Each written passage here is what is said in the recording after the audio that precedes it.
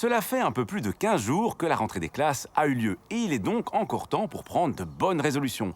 D'autant plus que lors de nos tournages près des écoles, nous constatons souvent que la sécurité n'est pas la première priorité des parents qui conduisent leurs enfants à l'école.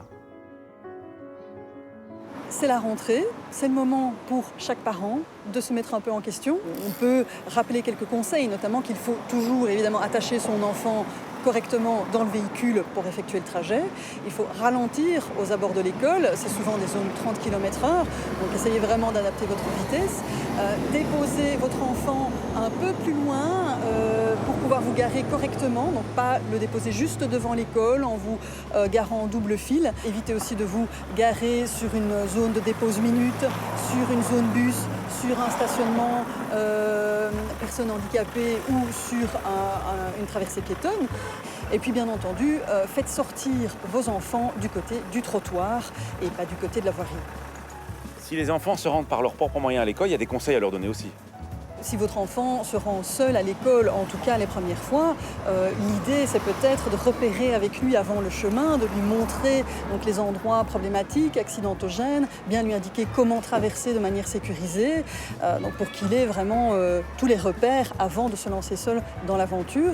Il y a aussi plusieurs écoles qui proposent des rangs à pied ou des rangs à vélo pour permettre à l'enfant de s'acclimater à la circulation seule sur la route.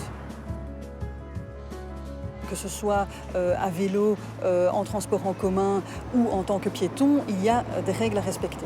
Donc s'il est piéton sur le trottoir, qu'il ne court pas, donc qu'il adapte sa vitesse, qu'il marche correctement le long des façades plutôt que le long de la route, qu'il fasse attention aux sorties de garage sur le trottoir, qu'il fasse attention également en traversant, bien regarder, avoir un contact visuel avec un conducteur qui arrive s'il n'y a pas de feu, sinon respecter les feux et surtout en ville faire attention à l'arrivée du tram, car le tram est toujours prioritaire même sur les passages piétons.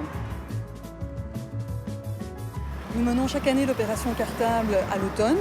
C'est une opération qui vise, via les zones de police, à distribuer toute une série de matériel didactique en classe, que ce soit des marque-pages, des calendriers, des petites brochures-jeux pour les enfants. Cette année, c'est les 10 ans de l'opération Cartable. C'est une occasion un peu spéciale, donc on a décidé de réaliser des petits gadgets visibilité qu'on va distribuer en même temps que les produits.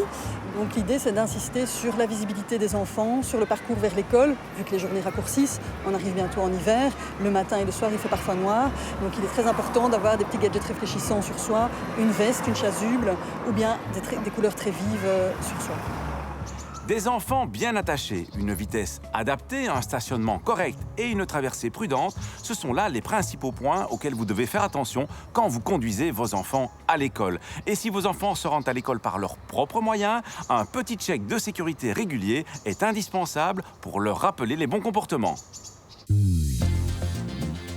Comment bien traverser sur un passage pour piétons non réglé par des feux ou un agent qualifié? Il est avant tout important de ne pas surprendre le trafic. Pour cela, présentez-vous bien en face du passage, en regardant tout d'abord vers la gauche, d'où vient le premier danger. Le simple fait de procéder ainsi va généralement faire comprendre aux conducteurs que vous souhaitez traverser et ils pourront alors vous céder le passage.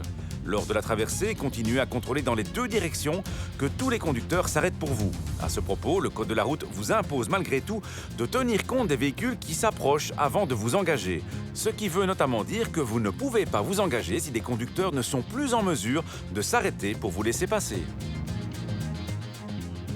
À la semaine prochaine et d'ici là, bonne route!